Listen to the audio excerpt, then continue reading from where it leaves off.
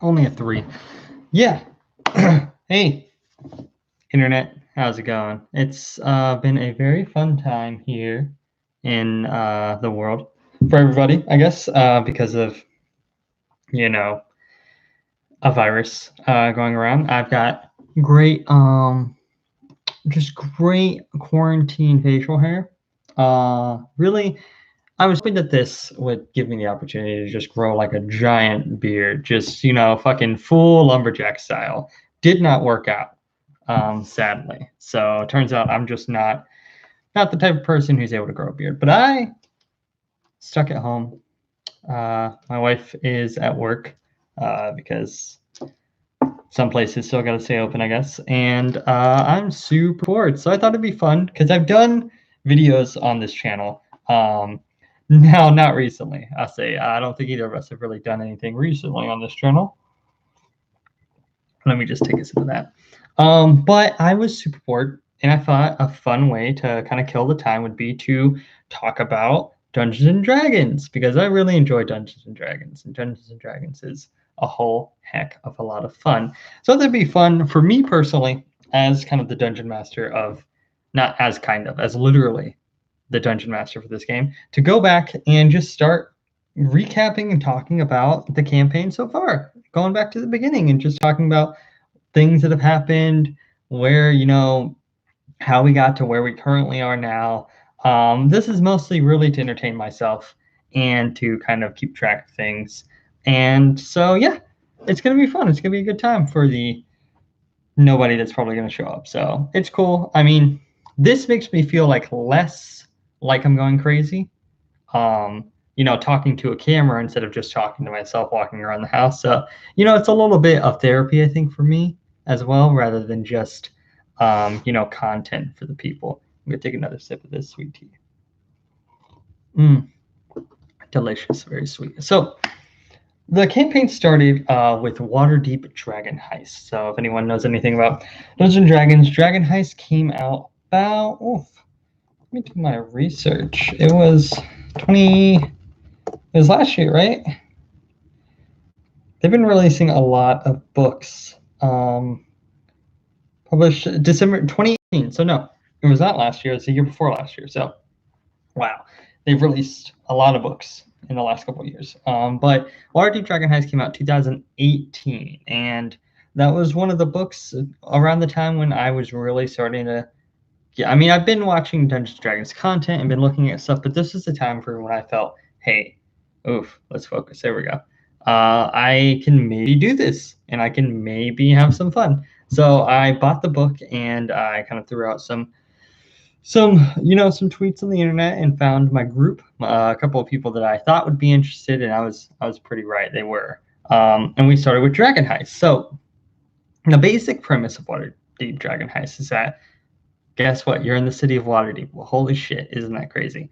And there has been a cache of 500,000 gold pieces, or dragons. They're very clever. The Wizards of the Coast people. Gold dragons that have been stolen, embezzled from the city proper, from one Daggelt Neverember, the previous kind of open lord, the previous ruler of the city, had just been slowly stealing this, I guess, from a treasury, from a vault. I don't think the book really goes into description about the banking structure in the fantasy city of Waterdeep. So I think it's really up to your imagination how he was able to get 500,000, which really, not to harp on this, but 500,000 pieces of gold.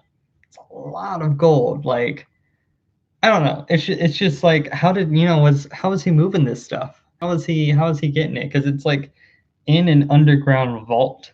So has the gold always been there? And it's questions that aren't really that important to anybody, but I'm bored, so I'm asking them. Anyway, so Daggelt Neverember, the previous open lord of Waterdeep, embezzled 500,000 gold pieces from the city, said, hey, fuck you guys, this is mine.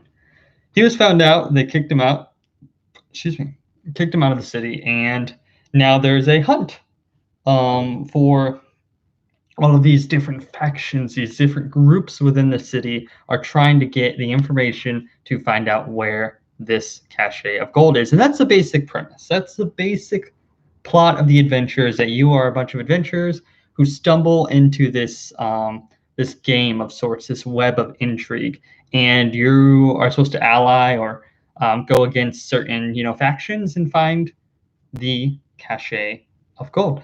So my players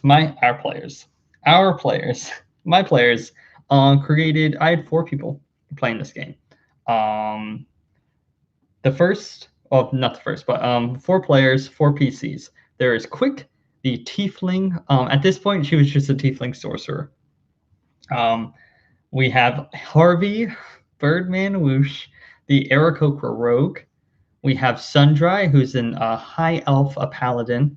And then there's also Bryn, who is another High Elf, an Elven Monk. These are the 4 PCs that were starting at level 1 for this adventure. And we follow the book pretty closely in the beginning of the story, in the beginning of our campaign. Essentially, our heroes are all at the Yawning Portal Tavern, one of the most famous taverns in Waterdeep, in all of Faerun and Sword Coast. It's where all the adventurers go to, I don't know, fucking drink and stuff. I don't know how much cursing I should be doing, but it's a quarantine, so who cares? Again, delicious sweet tea. Our heroes are in the Yawning Portal Tavern, just all kind of doing their own separate things. And then a fight, a scuffle, a kerfuffle kind of breaks out between these 2 opposing groups, the Zentarum and the Xanathar Guild.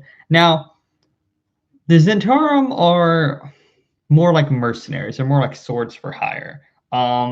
They lean towards, I think, a little bit more of like chaotic good. They're not necessarily like 100% evil, but I think it really depends on the source material you're looking at, whether what kind of side of the spectrum they usually fall on. Or I'd say maybe more of like a lawful evil. Like they'll do some shit, but they usually try to go with whoever they're employed by. And then there's the Xanathar Guild, who are the just rough and tumble kind of gangsters, thieves, and crooks of Waterdeep. They are run by an evil beholder, which is, I love Xanathar to death. I think Xanathar is just an interesting concept of this giant beholder crime boss. It's like mafioso beholder. It's just super fun and really interesting. Anyway, these 2 groups have been getting into skirmishes throughout the city for weeks now, and they have a fight. There's 1 Zentarum member and like 5 Xanathar members. And the classic D&D thing of like, hey, you guys are in this tavern, and oh my god, a fight breaks out. Who would have thunk? Who could have thought that in a tavern full of adventurers, a fight would break out? Not me. Not I. Anyway, the players do what you would think they do, also probably being nice and saying that, like, hey, the DM is telling us this is something we should probably get involved with. They get involved. They assist the Zentarum half-orc woman, and they mercilessly take out these fucking Xanathar Guild members, just shooting bows and arrows, just slashing at them. I believe, if I remember correctly, Quick was one of the ones who tried to, I think she tried to cast Friends or tried to charm person, or, not immediately go to murder. But the Elven Paladin and our Aarakocra Rogue just immediately killed people. So that worked out well. After that is all over, there is a bit of a noise, a clamor coming from the well. So in the Yawning Portal, it gets that name because it literally has a well in the middle of the tavern that goes straight down to the Undermountain, which is this giant multi-level dungeon complex mountain that is underneath the city of Waterdeep. Super cool, super weird, super high fantasy, and I love it. But a troll and some sturges, which are these kind of flying, almost like demonic mosquito creatures, are the best way I can describe them, come out. And of course, great, the party has to fight those.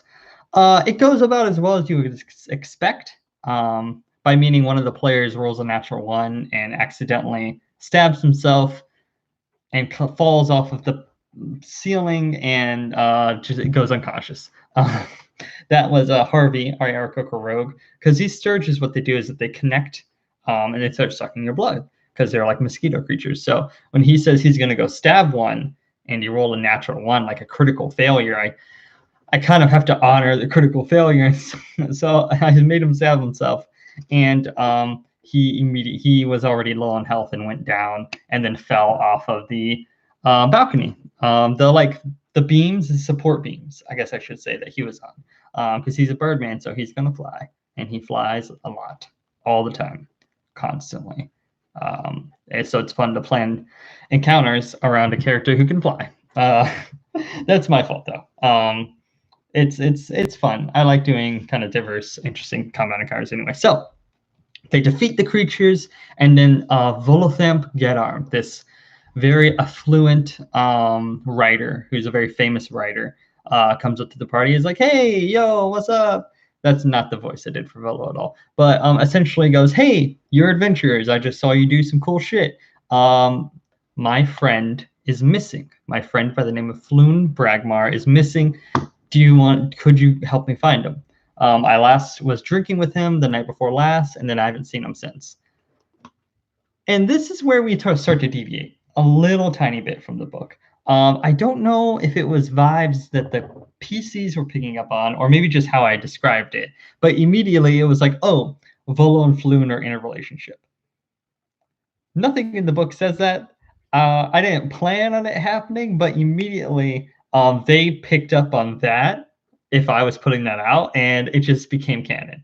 So it very quickly became canon that Floon and Volothamp are in a relationship. So we were like, all right, cool. This is what we're doing. It's fine. I'm a dungeon master. I can roll with everything. The players go out, do a little bit of little scouting, a little bit of question and answering, trying to pick up the pieces, find out any information they can about Floon. They visit a shop run by an old man named Zablob, an old gnome.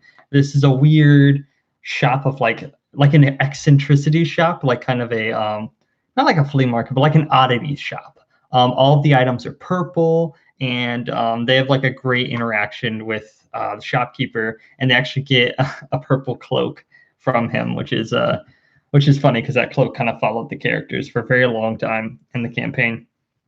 So they find out that Floon was possibly attacked by some Zentarum thugs outside of this alleyway. They go to the bar that he was last seen at, and they get about the same amount of information. So they follow the clues, and they find that there is this warehouse that these Zentarum were using, that they assume that Floon was going to be tied up at or whatever. They try to do some scouting. It doesn't work extremely well, and of course, as one to do, they get caught. But inside, there aren't like human thugs. They're these like little raven-like creatures with cloaks and who only speak in like a weird bird noise. I don't know. That was a really bad bird noise. That's my go-to bird noise. I've realized if anyone's like, "Oh, hey, what's that bird?" I always go. I don't know why. I think I saw it. I think maybe on Critical Role Matt did it or something. I don't know why, but it's a really weird tick.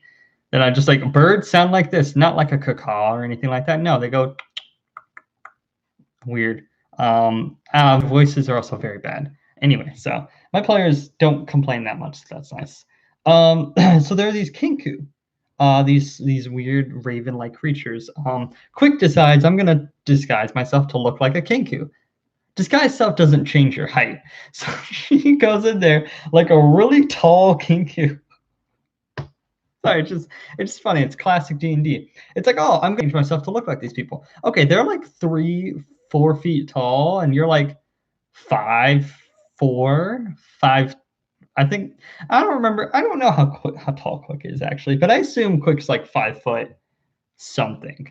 That's one of the things you don't think about in D&D a lot when people are describing their characters is like, how tall is this person? Because I've always assumed that Harvey, our Aarakocra, is super tall, and he's like 5'4" or something weird like that. Anyway, they go, and then immediately, of course, it goes into a fight, because what D&D, anything happens without it turning into a fight, because that's really the main reason that you're there and why you do everything that you do. So they have a battle with these Kinku. If I remember correctly, now this thing is I'm remembering things that happened like a year ago. So this is me jogging my own memory about this, but I believe that Sundryer, Elven Paladin, goes down in the combat. They're able to kind of get him back up. But it's funny because they're really not really having too many issues with these combat encounters. They're actually very good, and that is a theme that continues throughout their adventures. Is that the Troll Skull Club are good at throwing hands. They are just really, really good at it. And it's been a journey of mine as a dungeon master to challenge them appropriately. Because they are just some encounters I think are going to be rough, and they just breeze through it. Because they are just killers. They're stone cold. Steve Austin, Stone Blooded. That was a 7 on my D8. Very exciting. So they kill these Kinku, and then they search this abandoned warehouse, and they find an individual that matches a 17. That doesn't count. I rolled on the floor. An individual that matches the description of Floon Bragmar. Except this is not Floon Bragmar. This is who will become one of the most important NPCs in the campaign.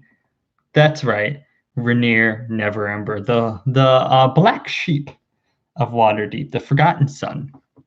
Rainier Neverember is the son of, if you were listening earlier, imaginary audience, son of Daggalt Neverember, the previous Open Lord of Waterdeep, who had embezzled the money originally from the city. So this is his son. He's kind of down on his luck. He's been kind of, obviously, the city doesn't fully love, even though it was his dad, they don't love the family that stole 500,000 pieces of gold from them. So he's down on his luck. But it turns out Rainier was the original target. Rainier and Floon look very much alike.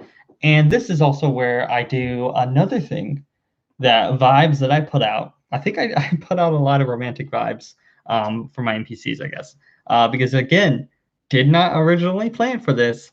Rainier joined this polyamorous relationship of Floon and Volo. So the relationship is Floon, Volo, and Rainier, who are all in a relationship together, and like this poly kind of relationship, the three of them.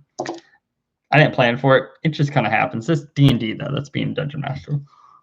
God. I'm going to get a little bit more to drink.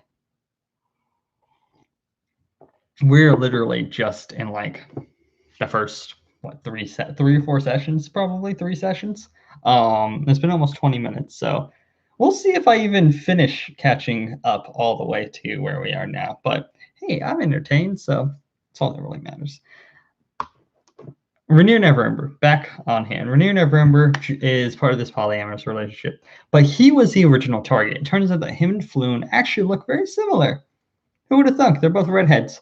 And so they were both drinking together, and they both got kidnapped, and Floon was mistakenly taken by some Xanathar Guild members into the sewers. So the Zhentarim had originally captured them, brought them to the warehouse. Xanathar Guild ambushed the Zhentarim, murdered them. Rainier hid in a closet, and Floon was dragged down into the sewers. So at this point, guards begin rushing the building because they've heard this giant commotion, obviously. Our players are able to escape along with Rainier Neverember, and they head off into the night. We pick up, and our players decide to follow their clues, follow where the the breadcrumbs are leading them. They go into the sewers, and luckily with it's funny now in hindsight, because Harvey, Aarakocra, Birdman, Whoosh, is a rogue. So under rogue proficiencies, you have Thieves' Cant. However, over a year later, we all found out that Harvey doesn't know how to read Thieves' Cant. So technically, in the original session, Harvey used Thieves' Cant to make his way to the Xanathar Guild hideout. In actuality, it's kind of been retconned now to where he guesstimated and was able to find his way, instead of actually using thieves' camp, because Harvey, being a rogue, was not like trained by any Assassin's Guild or Thieves Guild. He was just mostly self-taught, so he didn't know Thieves Camp officially. I guess is kind of what we decided. So that's been a funny retcon that we only just recently kind of talked about. Anyway, they make their way through the sewers and they find this hideout, this sewer hideout for the Xanathar Guild. They fight a gazer, which is like a baby baby beholder, like an offspring of a beholder, but it's only like one floating eyeball. They fight that. They fight some goblins. Harvey, being a rogue, of course, tries to pilfer everything in every room they find. So it was a lot of me making up stuff on the spot. And I believe this is where Harvey found some risque imagery of some goblins. There were some goblins on guard duty, and I'm like, yeah, one of the goblins has just a little black what's a Tijuana Bible?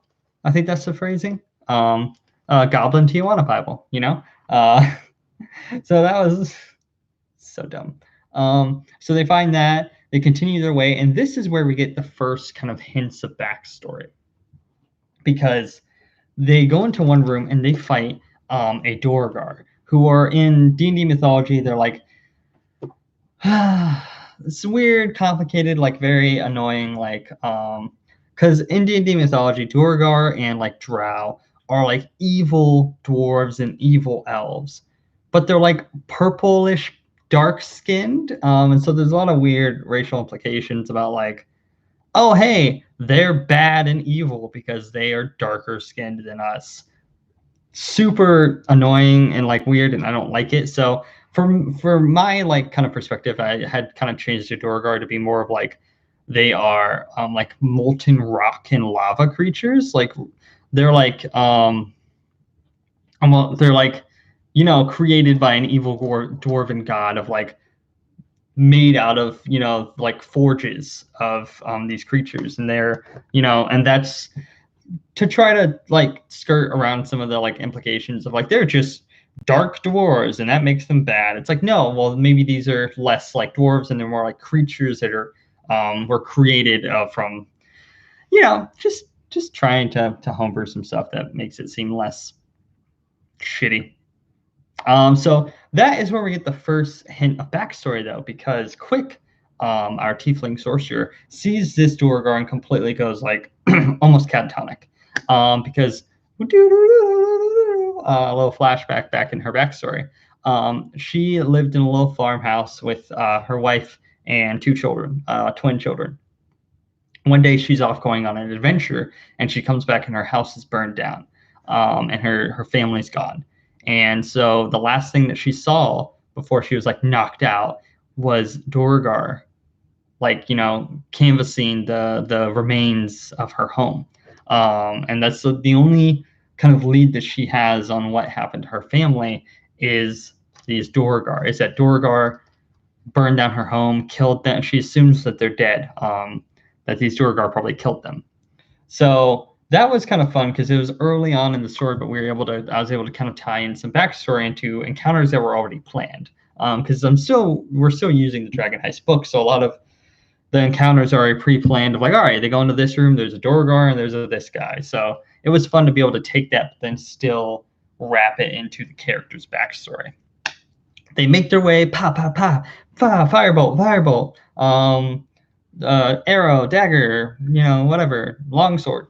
And they make their way to kind of the main chamber. They find Floon. They find a mind flayer named Nihilor, who's like, mind flayers, those little tentacle boys. And he does this like little mind blast at them. And Quick and Harvey fail their saves, and I kind of describe them going to like a nightmare state. Like Quick goes back home and she, is lost in that memory again. Harvey, we get a little bit of backstory for him, is that he is like locked in an attic or something with like his mom and his brother, and they're hiding from somebody, which get to a little bit on that later on. Anyway, they fight their way through that, though. The mind flayer escapes, and they fight this like mage, this acolyte who's a Xanathar Guild member. They kill him, save Floon Bragmar, and they find that there is a kind of a getaway latch into this halfling's household, the Peabodys. The Peabodys had no idea that there is this like secret passageway going from their house to this underground sewer. So they assist the party and they kind of lock it up, and they're like, well, we'll make sure that nobody gets. Wow, that was bad. That was really bad. I'm not gonna even pretend. That's not the voice that I used, but it was horrible. But they agree, like, hey, we're gonna lock this up, make sure nobody uses it again. The party then goes back to the Yawning Portal. They find Volothamp. They return Floon Bragmar. They get their reward, which is the deed to the Troll Skull Manor. 16. Ooh, not bad. Slytherin dice. These are my Slytherin dice. Focus. Because they're like green and black. Pretty cool. I have all Hogwarts dice. I have a bunch of Hogwarts dice, actually. See, this is like Gryffindor dice because it's red and black. This is my Ravenclaw dice. The purple dice is just cool. Hufflepuff dice. J.K. Rowling is a turf. And my Pride dice. Well, yeah. One of my players, Lauren, actually got these dice for me, and I love that set. Anyway, not to get off subject of this thrilling conversation about the adventures of the Troll Skull Club, but they get the deed to Troll Skull Manor, which is an old tavern and home that is within the Troll Skull Alley, which is in the North Ward of Waterdeep. There are a lot of wards in Waterdeep. It's a very big city. There's the North Ward, the Sea Ward, the Castle Ward, the Trade Ward, the South Ward. I believe that's all of the wards. South Ward, Trade Ward, Sea, North, Castle. Yeah, I believe. And then there's like the Field Ward, which is not like necessarily considered an actual ward of Waterdeep. I know a lot about Waterdeep, surprisingly, because I've played a game there for over a year. Anyway, so our players get the deed to Troll Skull Manor. It is haunted by a ghost by the name of Lith. She was the previous owner of the tavern. There are a bunch of different options for how this could have gone. Obviously, there's the one option that the players can just murder this ghost and not have to just put it to rest or whatever. And then there's another option that they are able to talk to the ghost, and they're able to say, hey, we want to build this, we want to fix this place up, we want to open it back up. And that's exactly what happens, is that they keep Liv around and they explain to her that we want to open up the tavern and we want to just kind of hang out. This is one of the things that's kind of weird about running a pre-planned adventure like this, especially when it's like, okay, in this canon, the player characters haven't really met before this event. And so it's like, all right, now we're all going to live together. This is weird. That was on my part, being like a young dungeon master and like just kind of following like as written in the book and not really, kind of doing more legwork on my part. I kind of like sped up the tavern stuff. So I had Rainier and Everember show back up. And Rainier's just like, hey, I wanted to thank you guys for saving me, saving Floon. I see that you guys have gotten the manor. It's kind of shitty, isn't it? And the PCs are like, yeah, it's a garbage hole here. And Rainier's like, look, I'm kind of floating right now in this place in my life where I don't really know what I'm doing. I have always wanted one of my, dreams kind of is just to be a regular dude, just be a bartender. I have money. I can pay the 1,000 gold piece it takes to fix up the place in the week's time. And we can open it up as long as I can work here. And they agree. And so we do a little bit of a time skip. We do, not a little bit, we do some downtime of a week just for all the, again, I was very much like, I don't think I really knew as the DM how to, like, how do I get them to get 1,000 gold? And the book's not really telling me what to do. And so I very much was like, I'm just going to do this. And I think it worked in the long run because Rainier very much is a very important NPC and has become very close to the players and has become an integral part of this campaign. And I don't think that would have happened unless he did come back into the story with the tavern. But I also think there might have been a better way to do that, to kind of drag it out instead of just going, okay, cool, next session, the tavern's going to be up and running in a week. I just think I could have done that better, but that's just me being hard on myself. Either way, a 5. Oh, Lauren, your dice doesn't roll well for me. Let me try it one more time. A 7. Nope. I like these dice, even if they don't like me. So they open up the tavern, and they get, the beginning kind of little part is just some nice role play. We get a lot of nice role play where they become familiar and friendly with the people within Troll Skull Alley, who are a very important part of the campaign as well. I think just of the alley itself becoming home for the PCs and for the characters. They meet Fala Lafalier, who is an elf who runs Corellin's Crown. They are kind of like a druid. They, do a lot of like potions and herbs and stuff like that. They meet Rashal, the page turner, a dragonborn wizard who runs this kind of magic shop. And then another very important NPC. They meet the one and only Vincent Trench, a private investigator.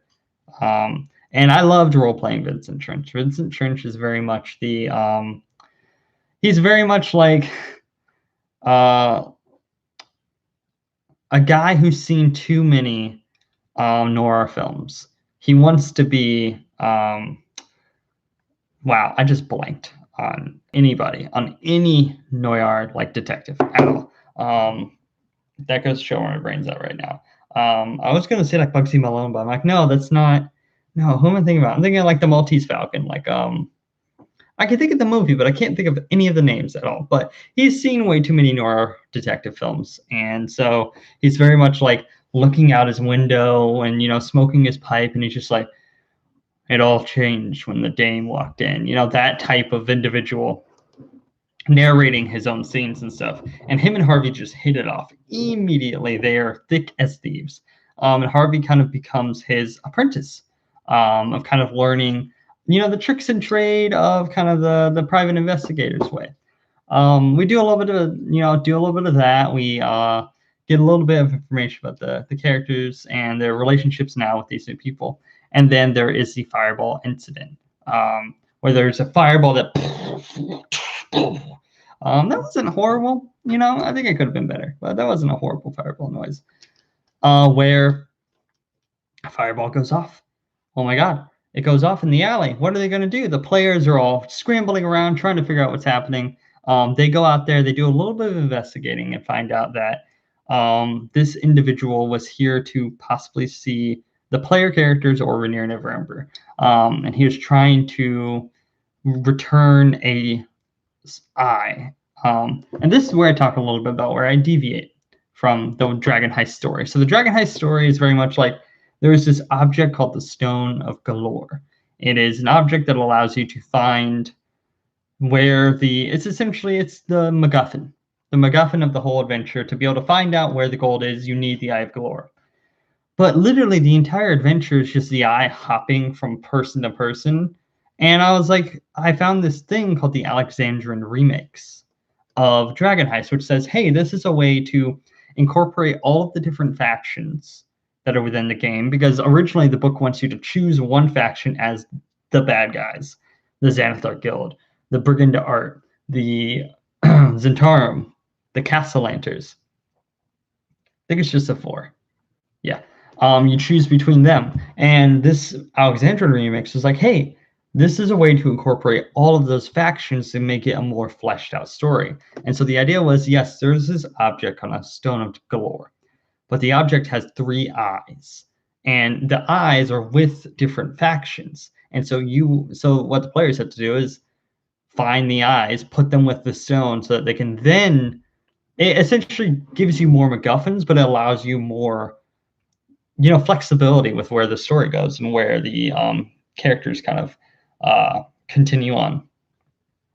So this individual, this dwarf, was going to bring this eye to Rainier from his father. He is one of his father's men. That doesn't happen, but they do get some information about the possibility of who Wow, I can hear it a little bit in my voice. Let me just hope everyone's having a good time. All of the imaginary people out there.